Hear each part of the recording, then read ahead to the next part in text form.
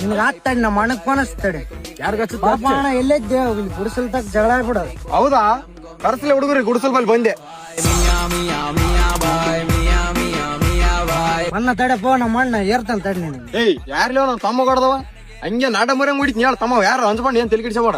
ನೋಡಪ್ಪ ಅಣ್ಣ ಹೊಡೆದ. ನೋಡಪ್ಪ ತಮ್ಮ, ಎಲ್ತನ ಜಗಳ ನಿಮ್ಮಲ್ಲಿ ನಡೀತದ ಉಳಿತೀರಿ.